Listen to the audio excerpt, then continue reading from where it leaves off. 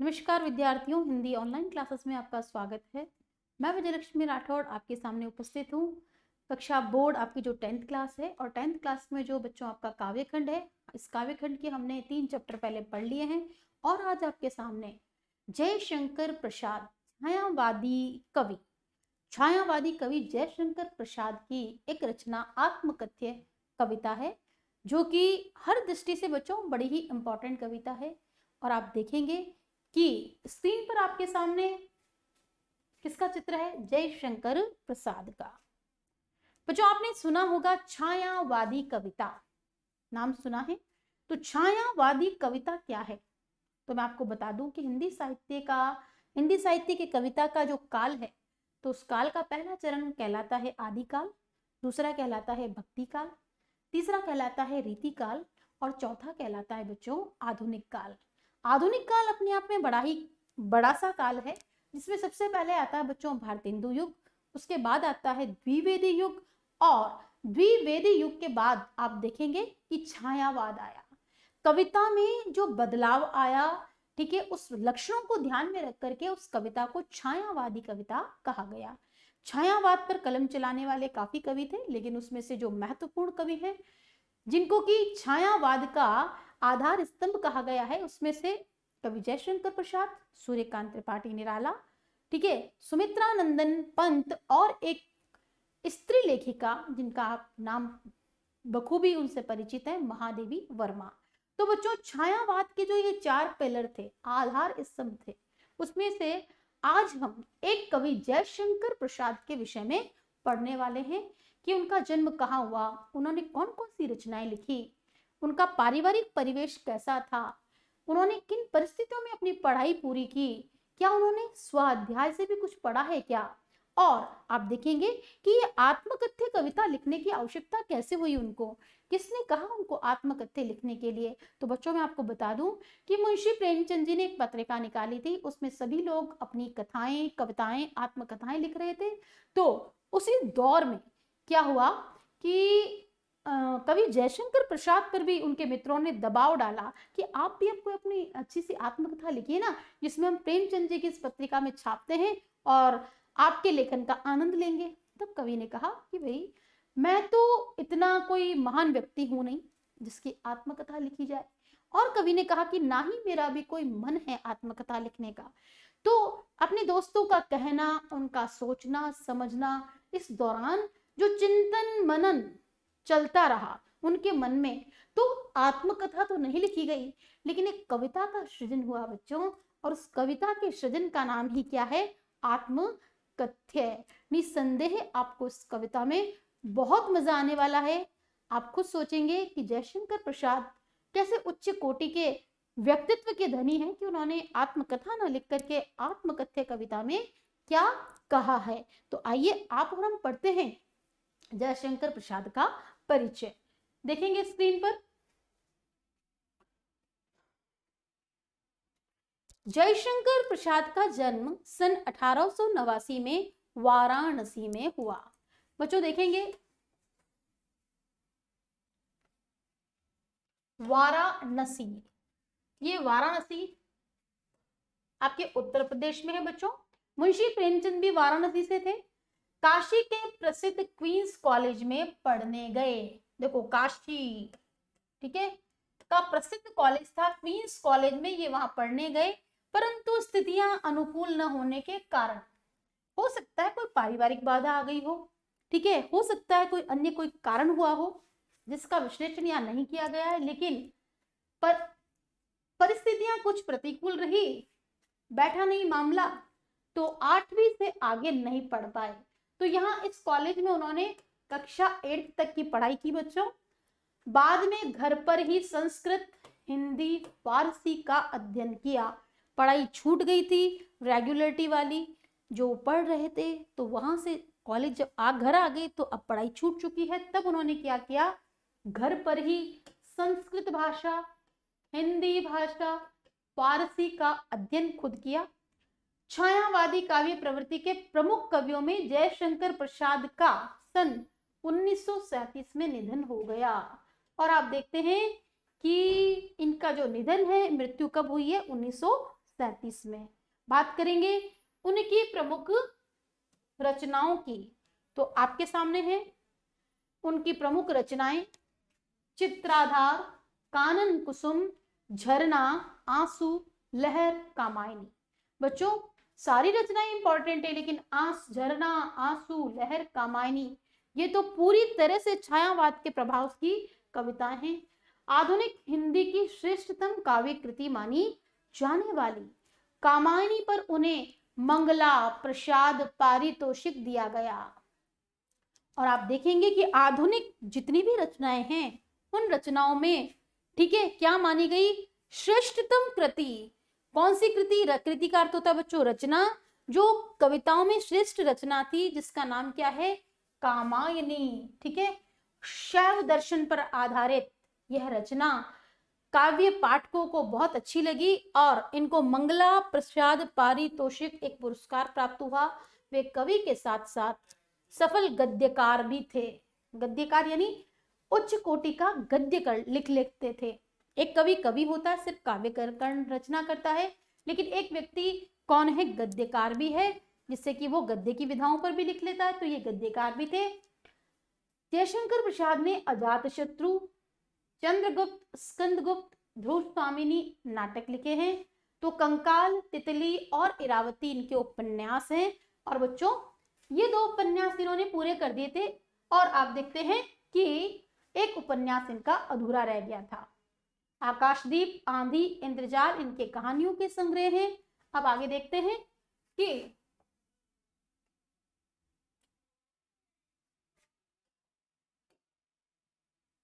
प्रसाद का साहित्य जीवन की कोमलता, मधुरता, शक्ति, ओज का साहित्य माना जाता है। यानी प्रसाद की कविता में प्रसाद जी ने जो साहित्य लिखा है उसमें आपको हर भाव देखने को मिलेंगे। हृदय के कोमल भाव भी वहां होंगे, तो मधुरता भी है, साथ में आपको आत्मबल बढ़ाने वाली शक्ति भी प्राप्त होगी, वीरता बढ़ाने के लिए ओज भाव भी आपको देखने को मिलेगा। छायावादी कविता की अतिशय काल्पनिकता। ये बच्चों छायावादी कविता की विशेषता है कि छायावादी जो कवि हैं काल्पनिक बातें बहुत करते हैं, कल्पनाओं में एक अलग ही दुनिया में चले जाते हैं। सौंदर्य का सूक्ष्म चित्रण, और जिस सुंदरता का उन्होंने वर्णन किया है उस सुंदरता के वो सूक्ष्म से सूक्ष्म बिंदुओं को जाकर क्या करते हैं? हमारे सामने लाते हैं। प्रकृति का प्रेम उस कविता की विशेषता है, तो देश प्रेम भी आपको देखने को मिलेगा। और कविता को लिखने का जो ढंग है, जो उनकी शैली है बच्चों, उसमें क्या मिलेगा? लाक्षणिकता उनकी कविता की प्रमुख विशेषता है। वो भाषा की जो 3 शब्द शक्तियां होती है, अभिधा, लक्षणा और व्यंजना, तो व्यंजना नहीं, अभिधा नहीं, लेकिन एक लाक्षणिक शब्द शक्ति का प्रयोग करके अपनी कविता में किसके सौंदर्य को बिखेर देते हैं? लाक्षणिकता आपको ये देखने को मिलेगी। इतिहास और दर्शन में उनकी गहरी रुचि थी। वो एक साहित्यकार होने के नाते अच्छे इतिहासकार भी थे, भारतीय दर्शन को पढ़ चुके थे, तो उनका ज्ञान बड़ा ही गहरा था। उनके साहित्य में वह बात हमें स्पष्ट रूप से दिखाई देती है। देखेंगे आगे। ये तो थी बच्चों परिचय की बात, लेकिन आपसे यदि कोई पूछ लिया जाए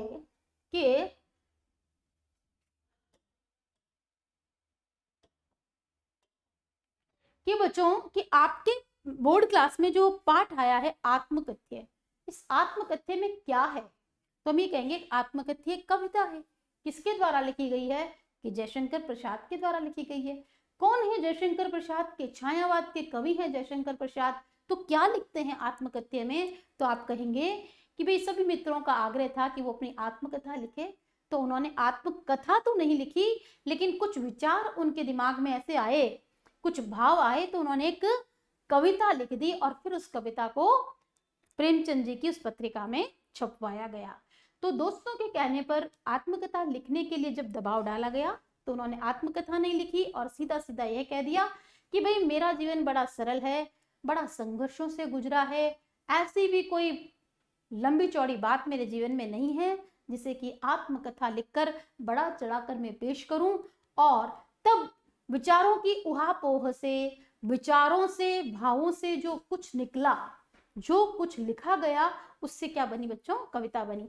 देखेंगे कि प्रेमचंद के संपादन में, जब प्रेमचंद जी संपादक रहे और पत्रिका निकाली उन्होंने, हंस का एक आत्मकथा विशेषांक निकलना तय हुआ और एक आत्मकथा निकाली। आत्मकथा में भी उन्होंने एक विशेषांक कि सिर्फ इसमें क्या करेंगे कि जो पत्रिका आ रही है कौन सी, हंस, उसमें अपन एक विशेष अंक देंगे किसका, कि भाई लेखक लोग अपना देने वाले क्या लिखे, आत्मकथा निकाले। तो प्रसाद जी के मित्रों ने आग्रह किया, आग्रह करना मतलब अनुरोध करना, कि वे भी आत्मकथा लिखें, कि भाई आप भी अच्छा लिखते हैं, आप भी क्या करो, एक आत्मकथा लिख दो। तब प्रसाद जी इससे सहमत ना थे, ये बात उनको कुछ जमी नहीं। इस असहमति के तर्क से पैदा हुई कविता है आत्मकथ्य। कह तो दिया कि नहीं लिखनी है मुझे आत्मकथा, लेकिन भीतर ही भीतर जो विचार चल रहे थे कवि के, उससे क्या हुआ बच्चों, एक कविता निकली और उस कविता का नाम क्या है, आत्मकथ्य। यह कविता पहली बार 1932 में हंस के आत्मकथा विशेषांक में प्रकाशित हुई।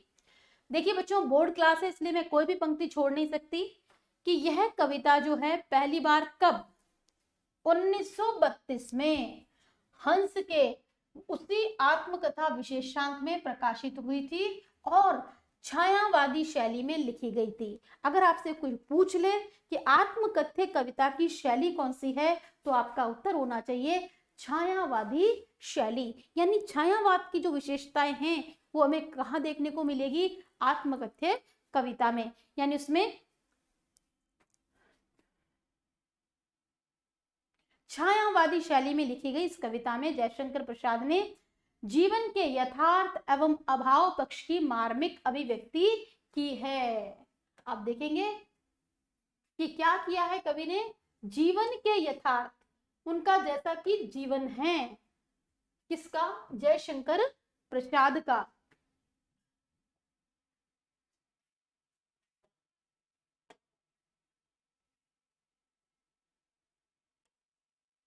जीवन की जो सच्चाई है और जीवन का जो भी संघर्ष है, जो भी जीवन में कमियां हैं, जो भी जीवन में अभाव है, उसकी मार्मिक अभिव्यक्ति की है। यानी उसको पूरी तरह से कविता में व्यक्त करने की कोशिश की है। छायावादी सूक्ष्मता के अनुरूप ही अपने मनोभावों को अभिव्यक्त करने के लिए जयशंकर प्रसाद ने ललित, सुंदर और नवीन शब्दों और बिंबों का प्रयोग किया है। क्या किया है कवि ने, कि उनको पता है, किसको, जयशंकर प्रसाद को, कि मुझे अपनी जीवन की सारी ही बातें क्या करनी है, अगर अभिव्यक्त करनी है तो छायावाद की शैली के अनुरूप उन्होंने बड़े ही सुंदर शब्दों को और नए नए जो शब्द हो सकते थे उनको लेकर के फिर इस बिंबों के साथ, बिंब का अर्थ होता है दृश्य चित्र, जो हमारी आंखों के सामने बनते हैं कविता को पढ़ते समय, जो इन्हीं शब्दों और बिंबों के सारे उन्होंने बताया है कि उनके जीवन की कथा, यानी प्रसाद जी के जीवन की कथा एक सामान्य व्यक्ति के जीवन की कथा है, कि मेरे जीवन में भाई कोई विशेष बड़ी बात नहीं है, मैं तो क्या हूं, एक सीधा साधा एक सामान्य इंसान हूं, मेरे जीवन में ऐसा कुछ घटा ही नहीं है जिसको मैं विशिष्ट कह सकूं, इसमें ऐसा कुछ भी नहीं है जिसे महान और रोचक मान करके लोग वाह वाह करेंगे कि मेरा जीवन कैसा है। ना तो मैं कोई महान व्यक्ति हूं, ठीक है, और मेरे जीवन में ऐसी कोई रुचिकर बात भी नहीं है जिसको लोग पढ़ें, सुन सुन करके दाद दें और वाह वाह करें। कुल मिलाकर इस कविता में एक तरफ कवि के द्वारा यथार्थ यानी ईमानदारी, सच्चाई की स्वीकृति है, तो दूसरी तरफ एक महान कवि की विनम्रता भी है। आज छायावाद के आधार स्तंभ कहलाने वाले कवि, छायावाद के श्रेष्ठ कवि कहलाने वाले कवि यदि कहते हैं कि मैं तो एक आम इंसान हूं, मेरे जीवन में ऐसी कोई बड़ी बात नहीं है जिसको कि लिखा जाए, तो कहीं ना कहीं उस कवि के व्यक्तित्व की, उनके उदारता की, क्या कह सकते हैं, उनकी विनम्रता की झलक ही तो हमें देखने को मिल रही है। ये तो मौका मिलते ही लोग अपनी तारीफों के पुल ऐसे बांधते हैं जैसे अन्य के लिए कुछ कहना बाकी नहीं छोड़ेंगे। तो निश्चित रूप से बच्चों, यह कविता जयशंकर प्रसाद के विराट व्यक्तित्व को बताने वाली कविता है कि किस तरह से एक महान व्यक्ति अपने आप को एक सरलता के साथ प्रस्तुत करता है, और जब अपनी आत्मकथ्य कविता लिखता है तब वे क्या कर देते हैं, उसमें सारी ईमानदारी, अपने जीवन के संघर्ष, अपनी पीड़ा और अपनी वेदना को क्या कर देते हैं, बयान कर देते हैं। सबसे पहली बात तो उन्होंने आत्मकथा लिखने से तो इनकार ही कर दिया कि भाई मैं तो आत्मकथा लिख करके अपने जीवन की सारी बातें लोगों के सामने प्रकट नहीं करना चाहता। लेकिन फिर भी जब विचार आए, भाव आए, तो उन्होंने आत्मकथा नहीं लिखी और क्या लिख दिया बच्चों, आत्मकथ्य। और यही आत्मकथ्य हमारे बोर्ड का एक इंपॉर्टेंट क्या बन गया है, चैप्टर बन गया है। क्योंकि बोर्ड में जितने भी सारे चैप्टर हैं बच्चों, आपकी नई बुक लगी है, नया कोर्स लगा है, तो हर एक चैप्टर हमारे लिए क्या है, महत्वपूर्ण है। आइए आप और हम पढ़ते हैं जयशंकर प्रसाद की कविता। कविता के रसास्वादन के लिए, कविता को समझने के लिए हमें कविता को पूरा पढ़ना चाहिए, जिससे कि हमें कविता समझ में आए कि कवि का मंतव्य क्या है, क्या कहना चाहते हैं कवि। और आप देखेंगे कि आप इस कविता को एक बार सुनिए कि मदक गुनगुनाकर कह जाता कौन कहानी है अपनी, मुरझाकर गिर रही पत्तियां देखो कितनी आज घनी।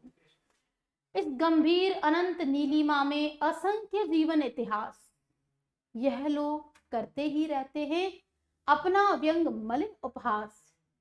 तब भी कहते हो कह डालूं दुर्बलता अपनी बीती, तुम सुनकर सुख पाओगे देखोगे यह गागर रीति। किंतु कहीं ऐसा न हो कि तुम ही खाली करने वाले, अपनों को समझो मेरा रस ले अपनी भरने वाले। यह विडंबना अरी सरलते तेरी हंसी उड़ाऊं मैं, भूले अपनी या प्रवंचना औरों की दिखलाऊं मैं। उज्जवल गाथा कैसे गाऊं मधुर चांदनी रातों की, अरे खिलखिलाकर हंसते होने वाली उन बातों की। मिला कहां वह सुख जिसका मैं स्वप्न देखकर जाग गया, आलिंगन में आते आते मुस्किया कर जो भाग गया। जिसके करुण अपोलों की मतवाली सुंदर छाया में, अनुरागिनी उषा लेती थी निज सुहाग मधुमाया में। उसकी स्मृति पाथे बनी है, उसकी स्मृति पाथे बनी है थके पथिक की पंथा की। सीवन को उधेड़ कर देखोगे क्यों, सीवन को उधेड़ कर देखोगे क्यों मेरी कंथा की। छोटे से जीवन की कैसे बड़ी कथाएं आज कहूं, क्या ये अच्छा नहीं कि औरों की सुनता मैं मौन रहूं। सुनकर क्या तुम भला करोगे, सुनकर क्या तुम भला करोगे मेरी भोली आत्मकथा। अभी समय भी नहीं थकी सोई है मेरी मौन व्यथा, अभी समय भी नहीं थकी सोई है मेरी मौन व्यथा। जी हाँ बच्चों, देखा आपके सामने सिर्फ मैंने कविता को कैसे पढ़ा जाता है कविता के रसास्वादन के लिए, और जिससे कि कविता में कुछ बात तो हमें समझ में आई कि हम इसके शब्दार्थ भी करेंगे, हम इसके भावार्थ भी करेंगे, हम इसकी व्याख्या भी करेंगे, इसके प्रश्नोत्तर भी करेंगे। लेकिन एक बार उस रस के साथ जब कविता पढ़ी जाती है तो काव्य के पाठ का आनंद भी आता है, बच्चों की कविता में रुचि उत्पन्न होती है। बच्चा कोशिश करेगा कि मैं भी क्या ऐसा पढ़ सकता हूं और मुझे पढ़ना चाहिए, तो वो उस कविता को खुद भी क्या करेगा, अभ्यास करेगा। देखिए बच्चों, इस कविता में कवि क्या कहना चाहते हैं, इसके लिए अपन थोड़ा सा चलेंगे इनके शब्दार्थों की और। क्या इस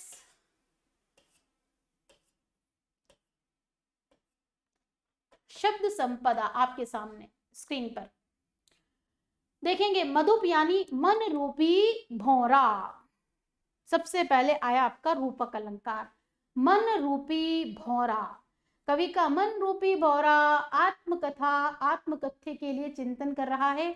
और अनंत नीलिमा, अंतहीन विस्तार, यानी इस आकाश, आकाश का जिस तरह से कोई और छोर नहीं है, तो अनंत नीलिमा किसे कहा गया है? अंतहीन विस्तार वाले आकाश को। व्यंग मलिन का अर्थ होता है खराब ढंग से निंदा करना। आप देखते हैं, रचनाएं पढ़ते हैं, व्यंग आता है और व्यंग में किसी न किसी की निंदा होती है। ठीक है, राजनेता दूसरी पार्टी की निंदा करते हैं। ठीक है, कुछ लोग सरकारों की निंदा करते हैं, कुछ लोग स्कूलों की निंदा करते हैं, कुछ लोग दूसरे लोगों की निंदा करते हैं। तो यहाँ पे व्यंग मलिन का अर्थ है खराब ढंग से निंदा करना। गागर रीति का अर्थ होता है ऐसा मन जिसमें कोई भाव नहीं, जो खाली घड़ा है। कवि ने क्या कहा है? गागर रीति, ऐसा मन जिसमें कोई भाव ही नहीं है, खाली पड़ा है। प्रवंचना का अर्थ होता है बच्चों धोखा। प्रवंचना का अर्थ क्या है? धोखा। और कवि ने अपने जीवन में बहुत धोखे खाए हैं। मुस्कियाकर, मुस्कुराकर। अरुण कपोल, अरुण का अर्थ होता है बच्चों लाल, और कोपल का अर्थ होता है गाल। ठीक है, अनुरागिनी उषा, प्रेम भरी भोर। अनुरागिनी उषा किसे कहा गया है? भोर का जो समय है और वह कैसा है? अनुराग भरा। तो इसलिए क्या कहा गया है? अनुरागिनी उषा, यानी प्रेम भरी भोर। स्मृति पाथेय, रास्ता या राह, स्मृति रूपी संबल। ठीक है, यादों का सहारा। पंथा कहते हैं रास्ता या राह को, कंथा कहते हैं अंतर्मन को। कंथा किसे कहा गया यहाँ पर? अंतर्मन को। और हम ये भी कह सकते हैं गुदड़ी, सामान्य रूप में गुदड़ी। गुदड़ी वह बिस्तर जो हाथों से बनाया जाता है, जिसमें हम पुराने कपड़ों का उपयोग लेते हैं। तो जी हाँ बच्चों, वापस चलते हैं शब्द संपदा को पढ़कर अपने चैप्टर की ओर। और लेखक क्या कहते हैं? कवि जयशंकर प्रसाद कि मधुप गुनगुनाकर कह जाता कौन कहानी यह अपनी, कि मेरा मन रूपी जो भ्रमर है, मेरा मन रूपी जो भौरा है, गुनगुनाकर क्या कहता है, कौन सी कहानी कहता है जो मेरी अपनी है। यानी आज जब मैं आत्मकथा लिखने पर विचार करूं तो आत्मकथा तो नहीं है, लेकिन अपने बारे में जब कुछ लिख रहा हूं तो मेरा मन रूपी जो भ्रमर है वो क्या कर रहा है? गुनगुनाकर, ऐसा लग रहा है कोई अपनी कहानी कह रहा है। और फिर आगे लिखते हैं, मुरझाकर गिर रही पत्तियां देखो कितनी आज घनी। और जब मैं लेखन के लिए बैठा हूं तो देखता हूं कि मुरझाकर गिर रही है पत्तियां। देखो बच्चों, पेड़ों से गिरती है पत्तियां, लेकिन यहाँ जब कवि ने अपने जीवन पर दृष्टि डाली है तो वो ये कहना चाहते हैं कि आज यादों की ये जो पत्तियां हैं वो कैसी है? बड़ी ही घनी है, गहराइयों में डूबी हुई है, और वो एक एक करके मुरझा कर, मतलब अब वो बातें तो निकल गई है लेकिन उनकी यादें शेष रह गई है, तो वो क्या हो गई हैं? मुरझाकर आज वह सब पत्तियां यादों के रूप में एक एक करके गिर रही है। इस गंभीर अनंत नीलिमा में असंख्य जीवन इतिहास। और कवि कहते हैं कि मैं देखता हूं ये जो मेरा जीवन है वो तो कैसा है? अनंत नीलिमा। अनंत नीलिमा यानी जिस तरह से आकाश का कोई और छोर नहीं है, सिर्फ फैला हुआ विस्तार ही विस्तार नजर आता है, तो मेरा भी जीवन कैसा है? इस गंभीर आसमान की तरह है, और इसमें असंख्य यानी अनगिनत इतिहास, जीवन की कई घटनाएं इसमें दबी हुई है, छिपी हुई है। यानी जीवन में कोई एक बात थोड़ी है जिसे कहा जाए, न जाने इस अनंत आकाश के भीतर कितना कुछ छुपा हुआ है। तो मेरा जीवन भी क्या है? एक अनंत आकाश की तरह विस्तार तो पाया हुआ है, लेकिन इसमें बहुत कुछ ऐसा है असंख्य जिसे गिना नहीं जा सकता, और वह सारी घटनाएं क्या क्या कही जाए। यह लोग करते ही रहते हैं अपना व्यंग मलिन उपहास। और कवि ने वापस एक बात भी कही है कि जो लोग आत्मकथा लिखते हैं और जो आत्मकथा सुनते हैं, ठीक है, आज कोई भी कवि, कोई भी व्यक्ति, कोई भी लेखक जब अपनी आत्मकथा लिखता है तो अपनी उस आत्मकथा में बच्चों हम देखते हैं कि वह अपने जीवन में होने वाली तमाम घटनाओं का क्या करता है, वर्णन करता है। चाहे घटना अच्छी रही हो, चाहे बुरी रही हो, सुख मिला हो, चाहे दुख मिला हो। और जब हम अपने हृदय की सारी ही पीड़ा क्या कर देते हैं, खोल करके सामने रख देते हैं लोगों के, तो फिर लोग उसी आत्मकथा को सुनकर, हमसे ही हमारी बातें सुनकर हमारा क्या करते हैं, देखेंगे वापस, व्यंग मलिन उपहास, और फिर हमारी क्या करते हैं, निंदा करते हैं, हमारी मजाक बनाते हैं। हमारे जीवन में जो कुछ घटा उसके लिए क्या करते हैं, अपने मन माने तरीके से निंदा करते हुए उसका उपहास करते हैं। तब भी कहते हो कह डालूं दुर्बलता अपनी बीती।